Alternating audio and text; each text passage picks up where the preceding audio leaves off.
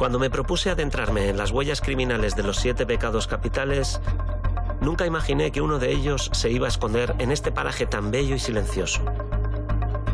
Y que ese pecado fuera a ser el de la gula.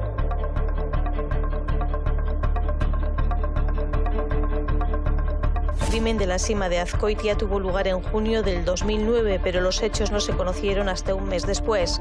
El cadáver fue descubierto por 3 espeleólogos catalanes en una sima cercana al Alto de Azcárate. El lugar donde apareció el cadáver le hace pensar a la Ertzaintza que el asesino o asesinos conocían muy bien las inmediaciones del Goibar.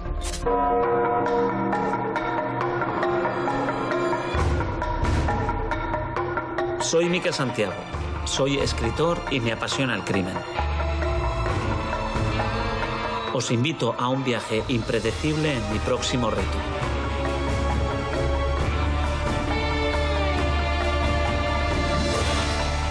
Los 7 pecados capitales. En la audiencia de Guipúzcoa ha empezado a juzgarse el caso conocido como el crimen de la Sima de Azkoitia. 3 personas se sientan en el banquillo. El asesinato tuvo lugar en junio del 2009 y todo indica que el móvil fue un ajuste de cuentas por drogas.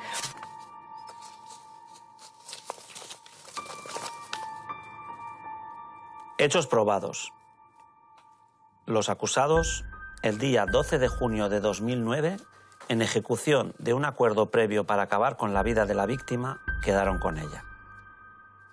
Los 3 acusados hicieron creer a la víctima que llevarían a cabo un negocio relacionado con el suministro de una determinada cantidad de droga y le condujeron hasta el local propiedad de uno de ellos. Golpeó a la víctima con un martillo de bola en la zona occipital de la cabeza y más tarde uno de los procesados le golpeó con una bombona en la cabeza.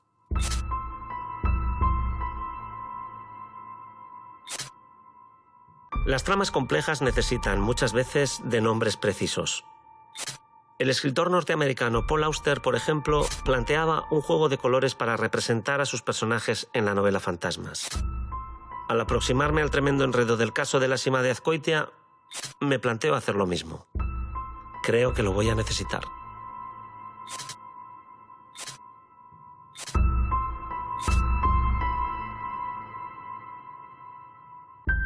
Juanan, en la sentencia del caso del crimen de Azkoitia aparecen 3 acusados de asesinato y una víctima. Te propongo que contemos este caso como si fuera un thriller. Me parece. Lo que podemos hacer es ilustrarlo con diferentes colores para que quede gráficamente mucho más claro. Entonces, primero tenemos a la víctima, que la vamos a llamar señor Rojo, por un lado. Por otro lado, tenemos al señor Negro, que fue el que contactó con la víctima y el que lo trajo a un pabellón. Al pabellón del cual era dueño el señor Azul. Lo ponemos aquí. Y después tenemos al señor Verde, que era el empleado del señor Azul. Estos 3, de momento, van a tener el mismo peso específico dentro del supuesto crimen, porque todavía no sabemos gran cosa. Pero como en todo buen thriller, tendremos un giro inesperado, ¿verdad? Veremos.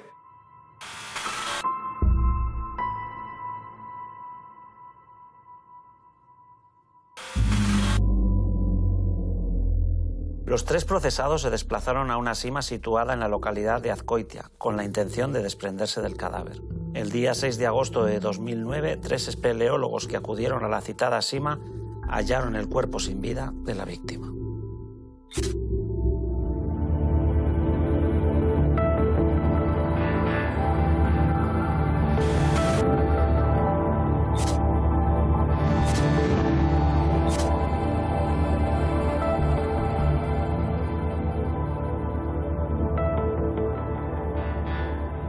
Jordi, Susana, ¿qué tal estáis?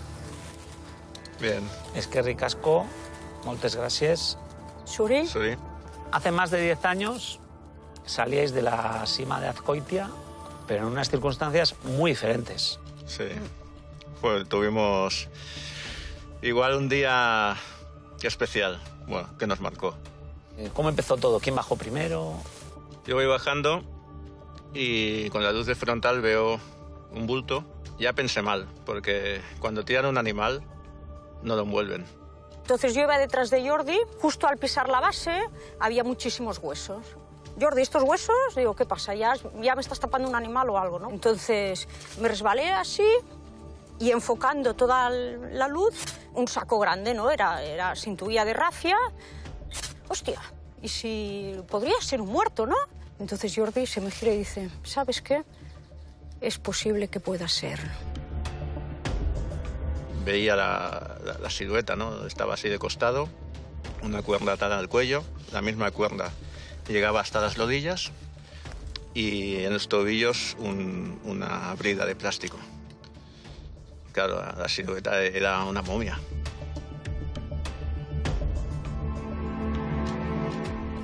La silueta fue lo primero que os indujo a pensar que era un cadáver. ¿Había más cosas? Se percibía un olor, pero como también hay restos vegetales, restos de animales, quieres dudar. No nos queríamos creer que era un cadáver. ¿Qué hacemos? Pues nos acercamos más, lo acercamos y si lo abrimos. No vamos a abrir porque si no sabemos lo que es. Y si luego va a ser que es una alfombra que la han tirado de aquí, porque muchas cavidades antiguamente se usaban como vertederos también para animales o se lanzaba cualquier cosa. Entonces decidisteis no tocarlo, no abrirlo, para comprobar nada. Pues nos surgió la duda. En esos momentos decidimos no, porque si nosotros empezamos a cambiar cosas de las que encontramos, pues si luego es el cadáver realmente, estamos cambiando pistas. El bulto, pues lo que nos dio la sensación es que el paquete no había sido lanzado, sino que se habían tomado ciertas molestias en bajarlo con técnica de cuerda. Una vez salís de la sima, ¿qué decidís hacer? ¿Cómo actuáis? Decidimos bajar al Astur, al albergue, y pedir consejo. A quien llamamos directamente a Don Chancha.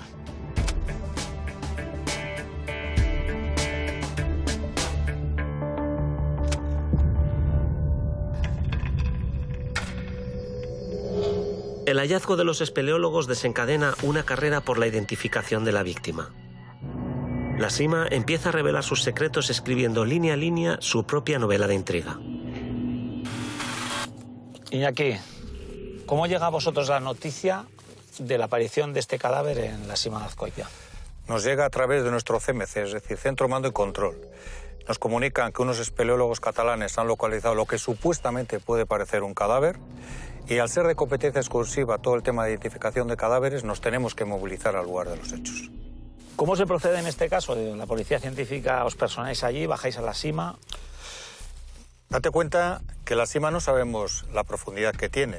Por eso hacemos una distribución de tareas. Es decir, los compañeros de rescate de la Ertzaintza, los de montaña, son los que de alguna manera bajan a la Sima bajo las instrucciones que le marcamos de tocar lo menos posible, manipular lo menos posible, hacer unas fotos de cómo se encuentra y a partir de ahí proceder a la extracción del cadáver.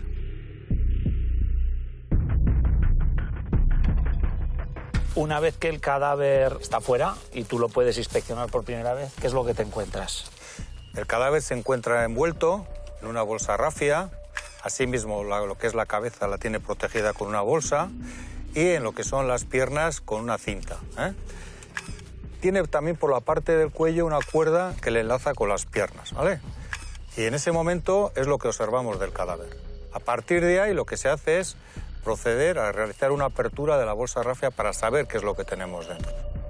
¿Y en esa apertura? En esa apertura, efectivamente, confirmamos que hay un cadáver, no sabemos de quién se trata y lo primero que tenemos que hacer es proceder a realizar las fotografías de mortalización del mismo, realizar las fotografías de aquellas posibles evidencias, en este caso, o daños que puede presentar la víctima a nivel visual y luego ya llevaremos al Instituto Anatómico Forense el cadáver.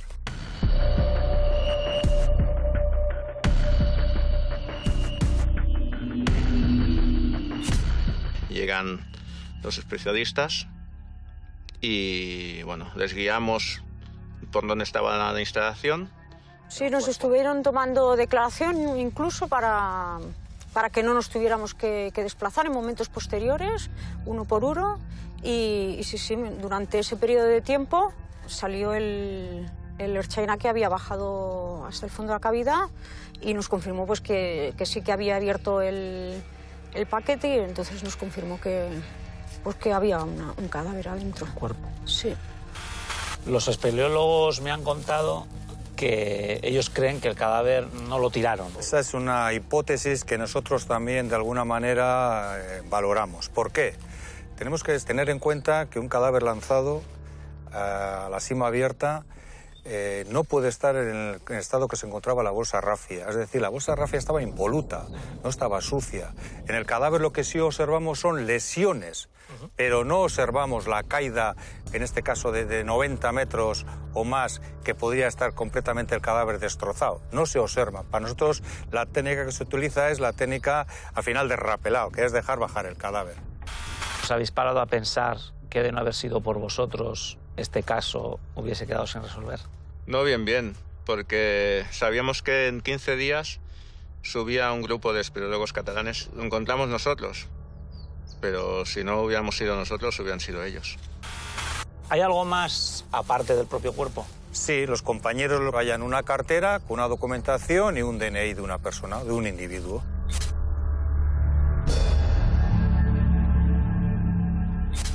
Lo que tenemos que hacer es proceder a realizar la identificación de ese cadáver, de quién se trata, y ver si hay una concordancia con ese DNI que hemos localizado. Entonces tenéis un cadáver, tenéis una documentación, ¿y cómo termináis identificando a esta persona? Tenemos que hacer todas las analíticas. Por una parte el tema de la necro, de lo que son las huellas, y por otra parte la confirmación del ADN de esta víctima.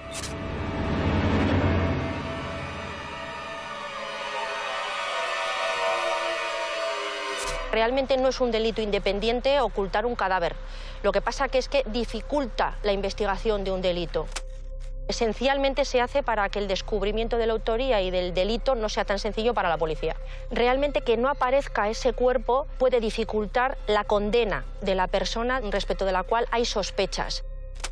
Si no hay una confesión por parte del autor, es muy difícil llegar a una conclusión, una racionalidad lógica jurídica para poder inculpar a una persona. Pero realmente podemos tener otras pruebas periféricas, testigos, geolocalizaciones, rastros biológicos que nos pueden llevar a determinar ese delito, esa comisión delictiva, esa autoría. Dos ejemplos muy claros que tenemos en los últimos años sería el caso de Marta Calvo y en el caso de Marta del Castillo. Y son dos casos en los que no tenemos el cadáver, pero las personas que se han autoinculpado nos han dicho que sí han cometido el delito, incluso nos dan pistas de qué han podido hacer con el cuerpo, pero no nos dicen dónde está. Puede ser porque igual en ese cadáver hay pruebas que pueden apuntar hacia otro tipo de delitos, por ejemplo de agresión sexual, que puedan agravar esa pena final. El hecho de que posteriormente aparezca el cadáver puede modificar la pena, pero no con respecto al delito de asesinato, sino con respecto a otro tipo de delitos que se puedan juzgar a la vez que el delito de asesinato. Agresión sexual, robo. Con la legislación actual, la ocultación del cadáver no es un delito independiente. Hay una proposición de reforma legal donde se está intentando que esa ocultación sea o bien un delito independiente o que se considere como una agravante.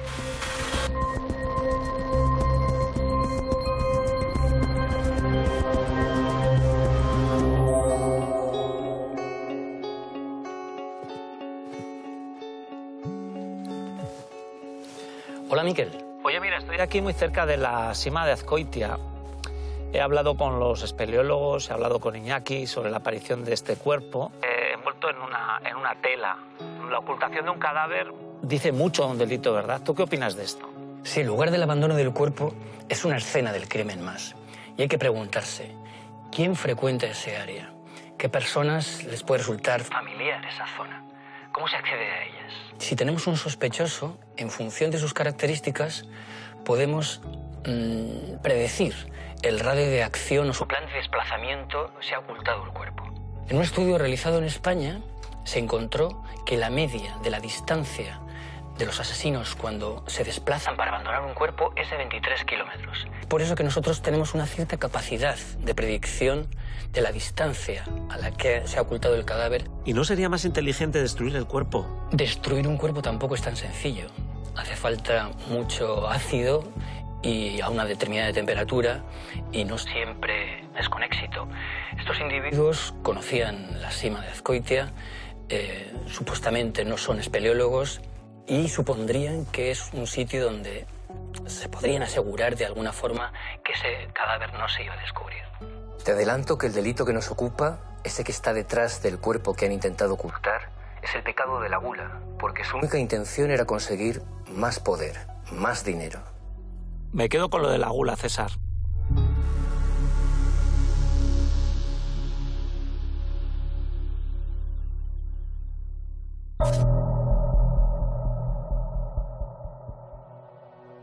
El cuerpo descubierto en la sima sigue siendo una incógnita y un reto para el equipo de la científica de la Archancha.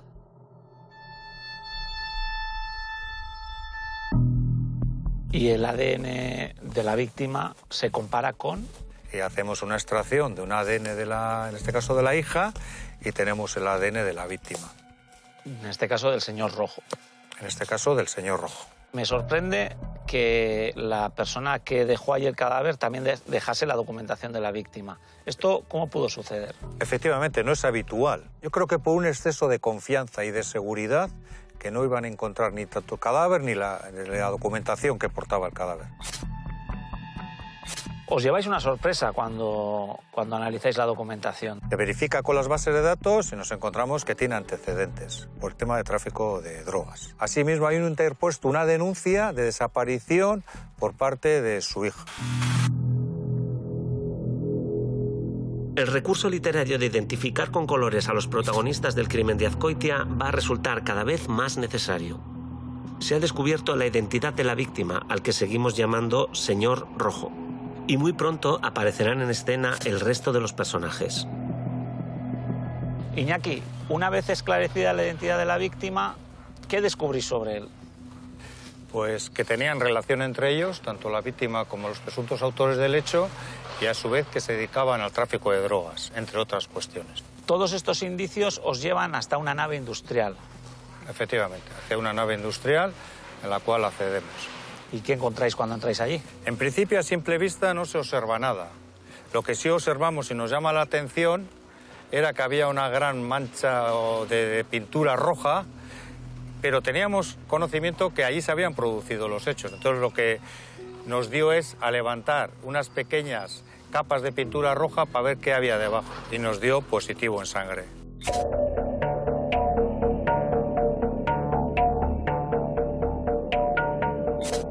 ¿Qué sucede ahí dentro? Pues una vez la víctima al interior de la nave, lo que hacen estos individuos es como una especie de reparto de tareas. Mientras uno de ellos está con la víctima... La víctima, que vamos a llamarle señor Rojo. Señor Rojo. El que le ha llevado hasta allí, el señor Negro, con el que ya tenía una... Sí, tenían una relación y se conocían, efectivamente. Y en el almacén estaban esperando el dueño, que le vamos a llamar el señor Azul. Señor Azul. Y un empleado suyo, que es el señor Verde. Correcto. Vale, correcto. Entonces, en ese caso, el empleado es el que procede a realizar ruido con la rotaflex, porque eran perfectamente conocedores de lo que ahí se iba a producir. Le intenta arrojar al sótano y el hombre se queda agarrado, pero le pisa las manos y cae abajo al sótano. En ese momento, con una bombona estas de acetileno, le golpean la cabeza. Una vez golpeado, como todavía el hombre seguía oponiendo resistencia, lo que le dan es con un martillo en la cabeza. Los implicados en este crimen empiezan a estar situados en este tablero de juego multicolor y toman sus posiciones, como es el caso del señor Azul, dueño del almacén donde sucedieron los hechos. El señor Azul se declaró siempre inocente porque a él le arrastraron unos acontecimientos en los que ni era consciente de que podía pasar nada. Él en ningún momento tuvo ni la previsión ni tenía la previsibilidad de que podía ocurrir lo que desgraciadamente pasó. El señor Azul, en cuanto al asunto de la ocultación del cadáver, estaba absolutamente al margen. Lo que reconoce es que fue una nave, que no fue con ningún rol ni con ningún papel, ni se pusieron de acuerdo para absolutamente nada, y los acontecimientos, él estaba en un sitio distinto a donde estaban nosotros, y los acontecimientos pues le llevaron a lo que le llevó. Había personas de estos tres acusados que tenían un rol más que de líder, y había otros que admitieron una serie de cosas, y al final, cuando vio el resultado, ¿por qué me tenía yo que haber hecho caso de este señor cuando me estaba engañando? Actuó porque se vio ya metido en esa dinámica. Es decir, el negro y el verde pues tenían más conocimientos humanos y de calle que el señor Azul.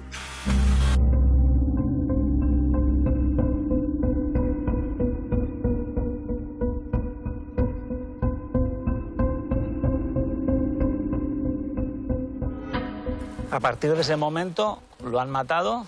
¿Qué deciden hacer en ese instante? Pues se tienen que desprender del cadáver, lógicamente. Entonces lo que se les ocurre, idean, es con lo que allí tienen en ese momento, que es el saco de rafia que ellos utilizan dentro de la empresa, y con unas bridas y una bolsa de plástico envolver el cadáver.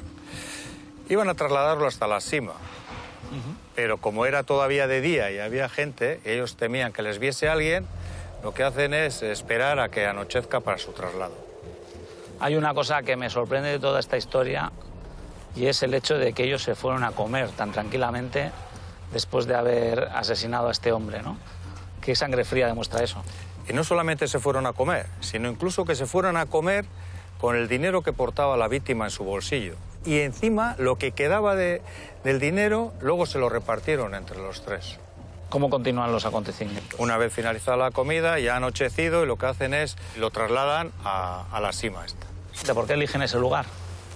Lo conoce perfectamente uno de los autores, porque se dedica y le gusta el tema de la recogida de setas o de hongos, y por eso era conocedor de eso, se encontraba esa cima. El señor Verde. El empleado. Sí. Y con todo lo que me has contado, ¿tú quién crees finalmente que asesinó al señor Rojo? Eso lo conoceremos más adelante.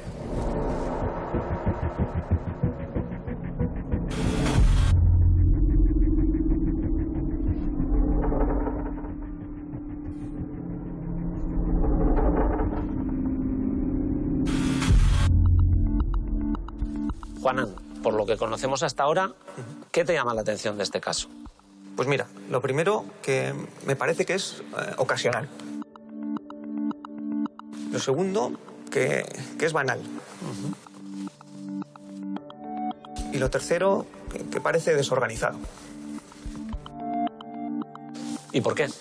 Porque en estos contextos que son delincuenciales, como puede ser un trapicheo de drogas o un intento de robo, puede ocurrir que en unos minutos pase de ser una simple bronca a que alguien acabe asesinado.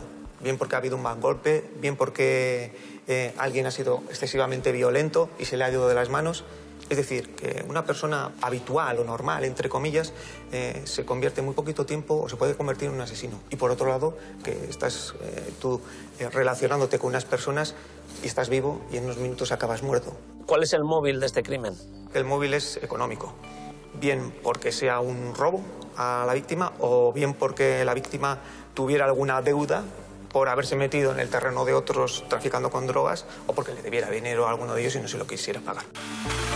Creo que los asesinatos grupales están relacionados siempre con una cabeza pensante, con una serie de personas que son seguidistas, que digamos a las que domina esa cabeza pensante y que la víctima puede responder a unos intereses económicos o no, pero que realmente pues bueno, pues alguien lo ha pensado en un momento determinado y bien por premeditación o bien porque surge, pues se acaba ejecutando. Desde el punto de vista legal, un crimen que se comete por varias personas, el mayor error es cometerlo entre varias personas. Quiero decir, tú tienes más posibilidades de mantener una coartada, de ocultar un móvil, de ocultar una arma del crimen, de ocultar una teoría si estás tú solo. También contra más implicados, más posibilidad de enturbiar también lo que es la investigación de los hechos y en ocasiones, si la policía no logra averiguar algo concreto para darle a un juez, también un juez puede pensar que no está tan claro a la hora de juzgarlo, o sea, tiene su forma positiva y su forma negativa.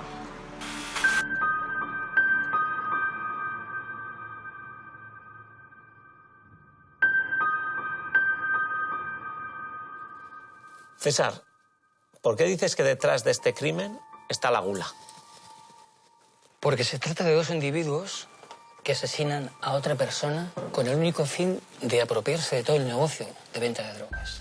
Es decir, lo que quieren es más y más. Y además, ten en cuenta que, desde un punto de vista psicológico, la gula tiene dos características importantes. Insaciabilidad y adicción, yo creo que son las dos palabras clave que definen a estos individuos. ¿Lo matan, lo preparan o es una improvisación? En la sentencia, en los hechos probados, se demuestra que actuaban de común acuerdo y con esa intención. Pero, en fin, dada su actitud y las posiciones que toman en la nave industrial para acabar con la vida de este hombre, pues todo parece indicar que lo habían hablado antes. ¿Y qué dirías de la forma de matarlo? ¿Qué nos dice esto de los detenidos? Es un crimen muy violento, con mucha agresividad, con una violencia expresiva clara. Ten en cuenta que le atraviesan el cráneo con un martillo de bola y para eso realmente hay que emplear muchísima fuerza. Estos tres personajes, por lo que parece, eran criminales de poca monta. En principio no parece que sean un grupo organizado. De hecho, parece que cometieron muchos errores, como que hubo una cadena de errores, ¿no? Sí, efectivamente. Bueno, cuando asesinas a alguien y si lo asesinas con determinados elementos, puedes calcular que va a haber sangre. Y parece que no calcularon porque de repente echaron serrín y después echaron pintura por encima. Lo cubrieron con unas lonas de plástico ignífugas, le taparon también la cabeza y le metieron la documentación dentro. Si te vas a deshacer del cuerpo y está con la documentación, es un error. Es más fácil que le identifiquen antes. Aparte que si lo tapas con unas lonas, el cadáver tarda más tiempo en deshacerse. Lo tiran en una sima que parece que es muy conocida y que era muy habitual, que fuera mucha gente allí. Pues para los espeleólogos también es una sima a la que es posible que puedan ir allí. No lo tuvieron en cuenta. Son un cúmulo de errores importante.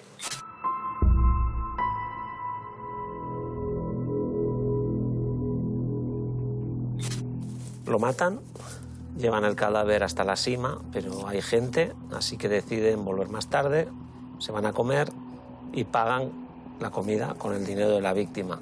Esto parece de una frialdad terrible. De una frialdad desconcertante. Es como el caso, me recuerda el caso de las niñas de Alcácer. También después de un crimen macabro y espeluznante, estos dos individuos se van a comer. Y estos igualmente. Lo que nos suscita a las personas de bien es cómo eres capaz de ir a comer después de haber asesinado a una persona. En función de cómo actúan, ¿qué perfiles dibujas? Bien, son individuos muy violentos, con una gran agresividad y, como decía, propia de los consumidores de anfetaminas y con una carrera delictiva consolidada. Quiero decir que si uno inicia una carrera criminal, no empieza con un asesinato de esta naturaleza. Una nave industrial es el escenario donde se ejecutó la muerte del señor Rojo. Allí solo estaban tres implicados, que muy pronto abrirán un capítulo de acusaciones en el relato del crimen de la Sima.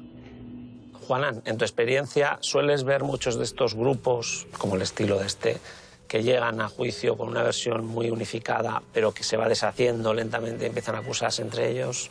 Sí, en el juicio probablemente veremos cómo hay contradicciones, cómo hay acusaciones cruzadas entre unos y otros. E incluso yo creo que podremos tratar de llegar a dilucidar quién ha sido el que ha asesinado a la víctima finalmente. Por cierto, con un golpe de martillo. Efectivamente.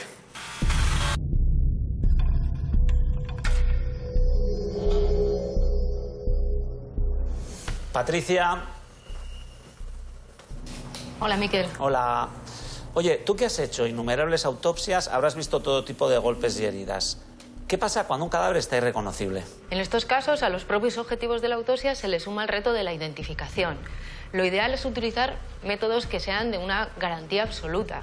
Para ello, tendremos un tipo de muestras u otros elementos. Es importante también tener en cuenta que hay que buscar una proporcionalidad entre el tiempo, el coste y beneficio a la hora de utilizar una u otra técnica. Y tener siempre presente que va a ser necesario realizar una comparación, sea cual sea el método que utilicemos. Entonces, en el caso del estudio genético se suelen utilizar fragmentos de huesos largos. ¿Por qué huesos largos? Bueno, se ha demostrado científicamente que los huesos compactos y más largos permiten la conservación del material genético mejor que otros huesos. Piezas dentales o huesos largos, que lo ideal suele ser el fémur. Aquí tenemos un fémur seccionado a nivel de la diáfisis en el medio y, como puedes observar, la parte más externa, la cortical, es muy compacta. Es una técnica de laboratorio que procede a la pulverización del hueso para obtener ese ADN. Pongamos que ya sabemos la identidad del cadáver. ¿Cómo sabéis que una persona ha muerto por una herida en el cráneo? Bien, lo primero que habría que comprobar es que tiene un traumatismo cráneoencefálico y que el mismo tiene entidad suficiente como para explicar el fallecimiento, que tiene repercusión intracraneal. Además de eso, tenemos que descartar otros factores, como puede ser la influencia de tóxicos, drogas, fármacos, etcétera, o patologías en otros órganos. Si descartamos estos dos elementos y constatamos un traumatismo de suficiente entidad, podríamos afirmar que la causa de la muerte guarda relación con ese golpe en la cabeza. ¿Cómo determináis que una herida craneal se ha hecho con un martillo o con otro tipo de objeto? Cuando el cuerpo ya está en avanzado estado de putrefacción y ya no tenemos la piel ni los elementos blandos, nos queda todavía el hueso. Aquí tenemos un fragmento del cráneo, de la calota craneal, y como ves está compuesta por una tabla interna, una tabla externa, y en medio hay hueso esponjoso, el diploe. Esto le da cierta particularidad, y es que si incide sobre él un objeto de una superficie pequeña con cierta energía cinética, deja una huella a nivel del cráneo que nos permite orientar las características de ese objeto. Sería algo parecido a lo que ocurre cuando golpeamos la chapa cumen. En un momentito vamos a ver aquí. Aquí tenemos un fragmento de chapa cumen, que sería como sería el cráneo. Tenemos la tabla interna y la tabla externa. Si golpeamos esa chapa cumen con un objeto de superficie pequeña, con una forma, va a dar lugar a reproducir al propio objeto. ¿Quieres probar? Sí, vamos. Tienes que dar con fuerza. Fuerte. Eso es. Podemos observar que ha dejado, en parte, una morfología circular de 3 centímetros, que correspondería con los 3 centímetros del objeto. Aquí tenemos otro instrumento con otra forma. Eso es. Y estaríamos en la misma tesitura. Aquí vemos una alteración de 2 centímetros que corresponde con los 2 centímetros del instrumento. Y aquí con la punta de otros 2, que sería la punta. Efectivamente. De esta manera es como podemos llegar a determinar o orientar el posible objeto que ha producido esas lesiones en un cráneo.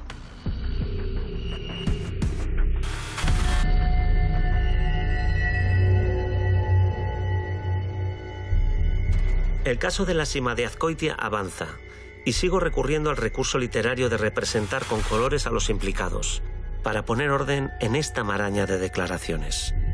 Los testimonios de los acusados, señor Negro y señor Azul, introducen un nuevo matiz en el caso. César, me he leído la sentencia y te voy a leer la declaración recogida de algunos de los detenidos. Página 6. No diría que el señor Azul fuera drogodependiente. Era un gran consumidor, consumía mucho speed. Página 20. El señor Azul asegura que llevaba 6 o 7 años consumiendo speed. Unos 5 gramos al día entre él y el señor Verde. El señor Verde declara: nos metíamos en el trabajo muchísimo. Vemos como 2 de los detenidos declaran que consumían drogas. Yo me pregunto, ¿cómo puede afectar este consumo a la hora de cometer un delito? Lo primero que tendríamos que aclarar es que no todos los consumidores de sustancias acaban cometiendo delitos, ni todas las personas que cometen delitos son consumidores de sustancias tóxicas. Pero dicho esto, la evidencia empírica dice que la probabilidad de cometer un delito es entre 3 y 4 veces mayor en consumidores de droga que no consumidores. ¿Puede el consumo potenciar delitos? ¿Al revés? ¿Es una excusa? Normalmente solemos diferenciar entre 2 tipos de delincuencia relacionadas con las drogas. Uno que sería la delincuencia funcional y hace referencia a aquellas personas que cometen un delito para conseguir dinero y poder comprarse droga. Y otro que sería la delincuencia inducida, que sería la delincuencia cometida por un individuo intoxicado. ¿Podemos indagar en esto? Me interesa saber hasta qué punto el consumo de drogas afecta en el cerebro. y no solo en el cerebro, podríamos distinguir dos niveles de consecuencias. Unas psicosociales, afecta al aislamiento, a las relaciones sociales, relaciones familiares, relaciones de pareja. Pero también hay unas consecuencias físicas, problemas cardiovasculares, problemas respiratorios y en el sistema nervioso central.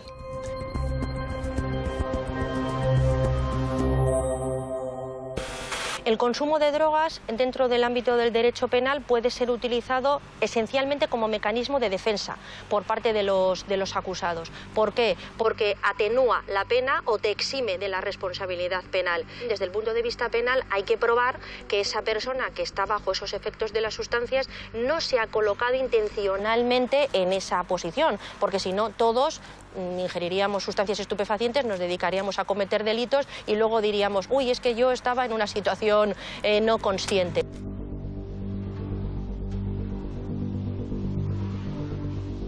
Que si en este caso no se hizo, puede que tenga que ver con que quizás sí eran consumidores, pero igual en aquel momento estaban bajo esos efectos de una manera intencionada y podría dársele la vuelta a la tortilla y, digamos, su estrategia defensiva podría salir peor parada. No se alegó. Entre otras cosas, porque el Tribunal Supremo siempre lleva a no que por el hecho de que tú seas un consumidor de grandes cantidades, ese día, a esta hora, tenías afectado las facultades. Y sobre todo, si ese día te detienen inmediatamente, te llevan a un médico, la Erchaina y el médico de un centro de salud público dictamina que estaba con los efectos de abstinencia e ingesta, ya lo tienes visto. En el momento de los hechos tienes un dictamen psicopatológico, pero no había ese dictamen, con lo cual no tenía ninguna repercusión.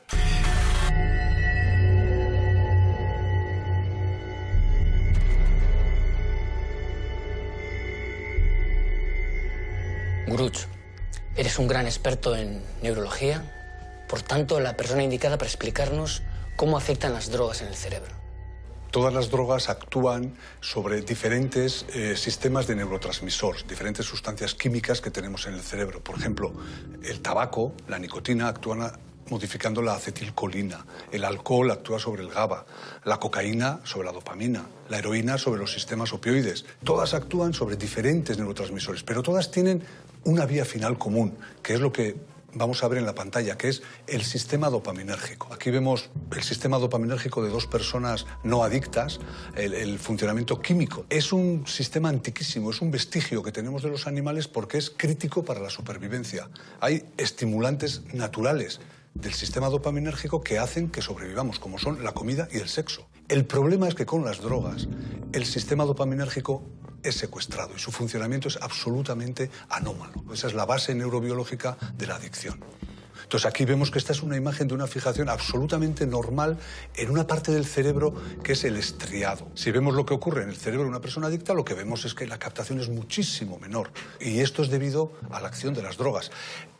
Por fortuna es una acción reversible, porque es un fenómeno puramente químico, no hay una destrucción de neuronas, es reversible, pero tarda mucho en revertir todo esto. ¿Quiere esto decir, para que yo lo entienda, esta es una persona adicta? Sí. ¿A partir de qué momento queda reflejado en el cerebro? Depende de muchos factores. Depende de la potencia de la droga, depende de la predisposición que tenga esa persona a la adicción, que puede ser una predisposición genética puramente. Aquí tenemos entonces un cerebro de una persona sana y un cerebro de una persona adicta. Hoy han declarado dos de los tres acusados que se han acusado mutuamente del crimen. Ya en el juicio, por lo que vamos conociendo, vemos que el peso de los tres acusados ya no es el mismo. Efectivamente, va cambiando. Ahora tenemos que el señor Negro ha ganado en cuanto a responsabilidad, por un lado, y el señor Azul también, que ha ganado en cuanto a responsabilidad. Los dos parece que tienen una mayor implicación y un mayor peso en el crimen acometido. Mientras que el señor Verde, bueno, queda como residual, es cooperador necesario y no le quita gravedad en absoluto.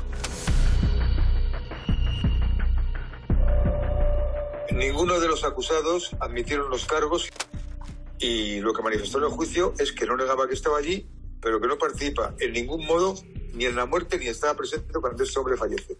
Lo ratifica hasta la saciedad, pero no fue escuchado. Fue un juicio muy complicado porque sabemos entre los abogados que los clientes no quieren llegar a ningún acuerdo y que no sabemos lo que van a contestar por no haber una unificación de de la defensa entre todos no nos transmitíamos ni nos comunicábamos la línea de defensa, pues no sabíamos, digamos. Claro, el primero en declarar fue el señor Azul, pero cuando declaró él, vimos que los otros pues iban a por él. Y entonces yo vi que lo que pasó en este juicio, desgraciadamente, es que se allanó la labor al fiscal. El fiscal, en vez de actuar con su trabajo, aprovechó el trabajo de los acusados que se estaban coacusando entre ellos para de ahí extraer lo que él entendía como pruebas contra ellos.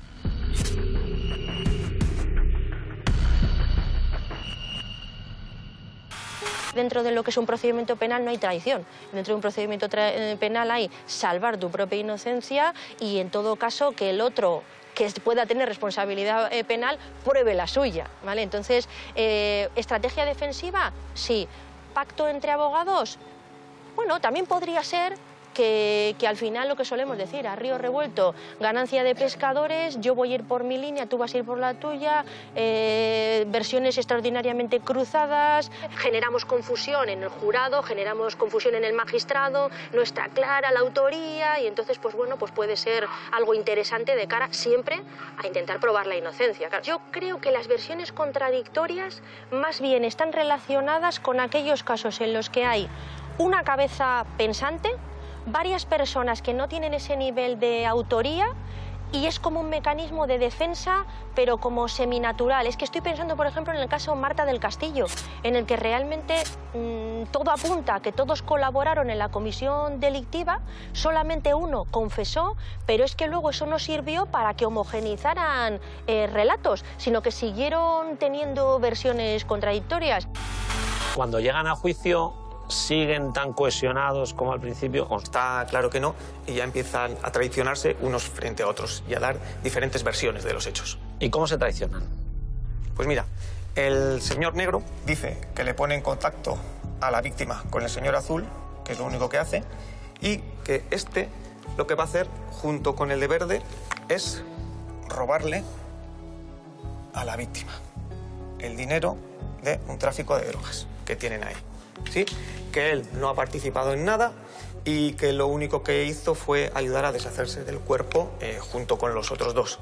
Negro dice que fue el señor Azul el que asesinó a la víctima y que le dio con una bombona y después con un martillo. Y que no denunció a la Ertzaintza porque les tenía miedo. Tenemos a Azul. Azul dice que fue Negro que tenía un supuesto problema con unos mercheros que le debían dinero, que le había introducido a la víctima en algún territorio que no era suyo, y entonces que le reclamaban como 24.000 euros, y entonces que por eso accedió a que vinieran a su garaje a poder darle, decía, que unas tortas a la víctima.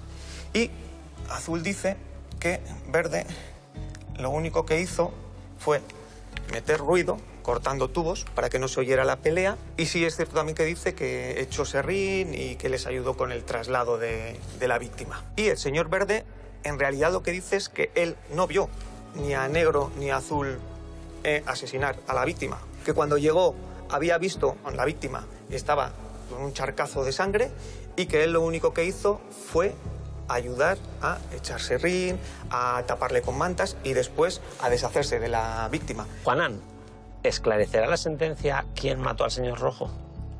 Bueno, veremos qué condena les cae a cada uno de ellos y quién o quiénes son los responsables de su asesinato.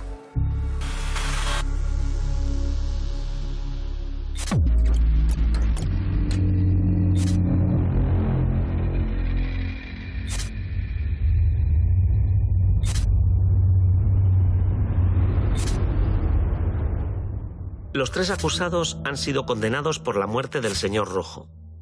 Pero, ¿cuál ha sido el papel de cada uno de ellos en el caso de la Sima? Tenemos al señor Negro, quien llevó a la víctima hasta el lugar de los hechos.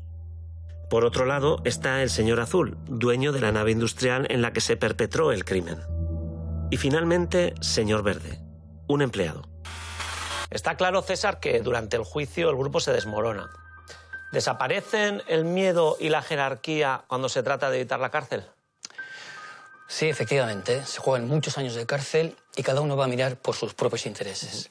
Mira, esta situación se parece mucho a lo que se conoce como dilema del prisionero. Esta situación es una situación de la teoría de juegos y de alguna forma reproduce exactamente la situación del interrogatorio policial al que sometieron a estos dos individuos. Se pueden dar las siguientes situaciones. Imagínate que Azul encubriera a Negro y el señor Negro encubriera al señor Azul. En ese caso tendrían la mínima condena para ambos. Quiero decir que si los dos encubren al otro, habría que identificar evidencias directas de que ellos han cometido el crimen, porque nadie está acusando a nadie. Bien, se puede dar otra situación y es que el señor Azul delate a Negro y Negro lo encubra, en cuyo caso Azul queda libre y Negro es condenado. También se puede dar la situación contraria, y es decir, que el señor Negro delate a Azul y el señor Azul le encubre, en cuyo caso Negro quedaría libre y Azul sería condenado. Pero de las 4 situaciones eligen la que es peor para ambos, que es que Azul, el señor Azul delata al Negro y el señor Negro delata a Azul, con lo cual se llevarían la máxima condena para ambos, es decir, el máximo perjuicio. ¿Y qué demuestra este experimento? Pues este experimento demuestra que hay 2 condiciones en las que se va a elegir una situación que es perjudicial para los dos. La primera condición es que ninguno de los dos sabe lo que va a decir el otro, es decir, están incomunicados y no saben cuál va a ser la respuesta del otro. Y la segunda condición es que la decisión la toman bajo presión y en poco tiempo. De tal manera que esas son precisamente las 2 condiciones que se dan en este interrogatorio. Y por lo tanto, eligen la peor situación posible, que es que cada uno delata al otro. La máxima condena para ambos. Esto es muy importante porque en un juicio, si se demuestra que los dos han participado en el asesinato, pero no queda claro quién es el autor material, se le imputa el asesinato a las 2 personas. Por lo tanto, sería el máximo perjuicio para ambos individuos. Juicio por el crimen de la Sima de Azkoitia ha quedado visto para sentencia. Por la mañana han declarado varios agentes de la Ertzaintza que participaron en la investigación y el médico forense que practicó la autopsia al cadáver. Han sido condenados a penas de 15, 16 y 22 años de prisión y una indemnización. Los 3 acusados, el señor Verde, el señor Azul y el señor Negro, se intentaron incriminar entre ellos durante el juicio. Pero ¿cuál fue la conclusión final de la sentencia? Se llegó a determinar que tanto el señor Negro como el señor Azul eran los autores materiales, digamos, de la muerte de esta persona. ¿Y el señor Verde? El señor Verde podía ser un cooperador necesario para llevar a cabo las mismas. El señor Negro y señor Azul fueron condenados a un delito de asesinato con alevosía, 16 años de prisión. El señor Verde fue condenado a 15 años de prisión también por ser un cooperador necesario, también bajo el tipo penal de asesinato cometido con alevosía. Por otro lado, también con respecto al delito socioeconómico, que sería el delito patrimonial, falta de hurto, en estos momentos delito leve de hurto, son condenados a 6 días de localización permanente. Y también al señor Azul se le impuso una pena por delito contra la salud pública de 6 años de prisión. Al margen de todo esto, más nos puede llamar la atención de cómo 3, sin el mismo grado de participación, al final quedan muy a la par desde el punto de vista de la sentencia. Cuando el señor Azul tuvo conocimiento de la sentencia, pues se la tomó muy disgustado, porque la verdad es que esperábamos después del juicio que hubiera sido otra. En la propia sentencia se acoge como un hecho para llevar a la condena el que cuando la víctima se encontraba tumbada en el suelo, pues el Azul, mi cliente, empezó a forcejear con él, momento en que uno de los 2 procesados, o el Azul o el otro, golpeó a la víctima con un martillo o bien con una bombona de acetileno. Yo creo que primero hay que demostrar cuál de los golpes fue el definitivo y el que produjo la muerte, porque en segundo lugar no se puede, como dice la propia sala, que uno u otro fue el que causó la muerte. Entonces, si no se sabe quién causó la muerte, ¿cómo le pueden condenar? Esto es absolutamente claro. Yo el móvil sigo sin entenderle. La ocasión, pues hombre, no se buscó aquel día que fueron allí para matarle, eso sí que está claro. Ocurrió lo que ocurrió sin que hubiera un plan predeterminado. Y el beneficio, pues yo sigo pensando ahora mismo que sacaron en limpio con la muerte de este hombre, ¿no? No, no es normal que se tenga que acusar a dos personas o a una por encima de otra. No tiene por qué serlo, pero es que en este caso el tribunal en la sentencia lo deja bastante claro. Y es, no es tan determinante que uno pegara un martillazo, que le diera con una bombón o que fuera el que le empujara, sino que realmente esas dos personas llevaron a cabo actos esenciales para causar la muerte de una persona. Y por lo tanto, pues bueno, pues es un poco irrelevante quién dio el último golpe si es que ambos colaboraron en esa mortalidad.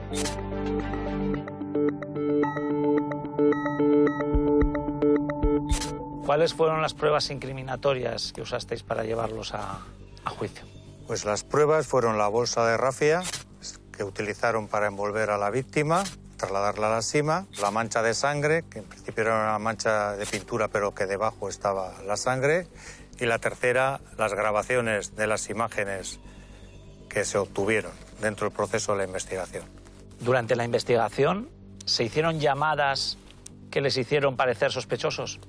Sí, efectivamente, se realizaron llamadas entre ellos.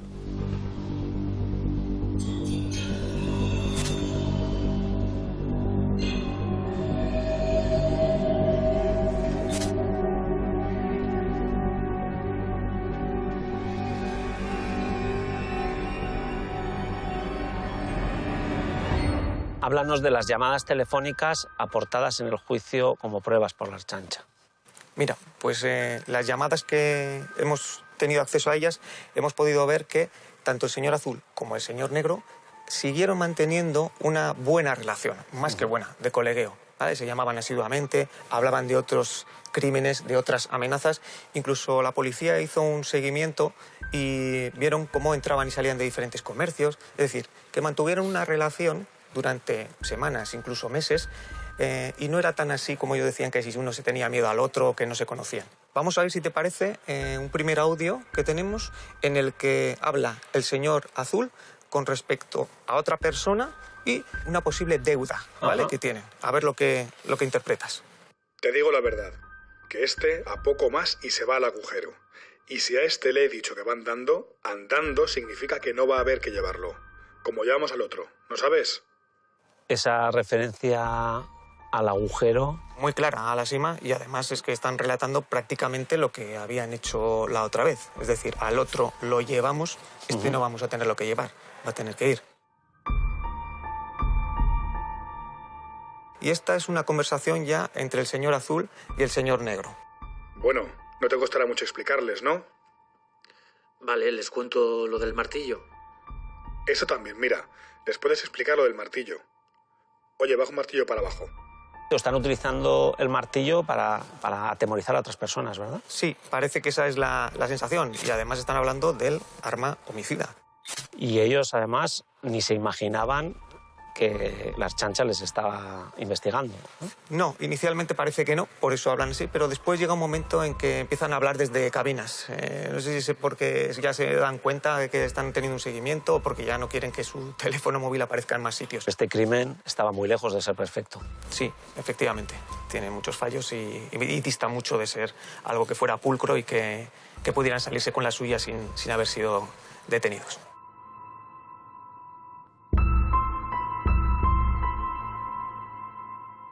Realmente ha sido un caso complicado.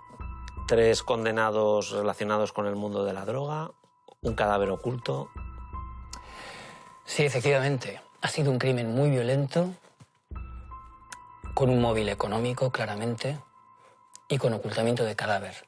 Todos los ingredientes de la criminalidad asociada a las drogas. Y todo porque querían más.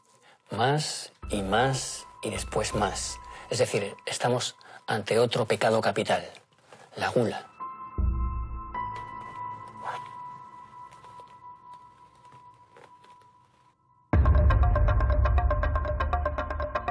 La gula, el deseo de querer más, fue lo que impulsó a estos criminales a cometer un crimen torpe, absolutamente imperfecto, que terminó llevándoles al banquillo de los acusados.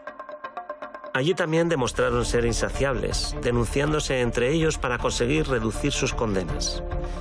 Una mezcla de colores que se tornó muy oscura.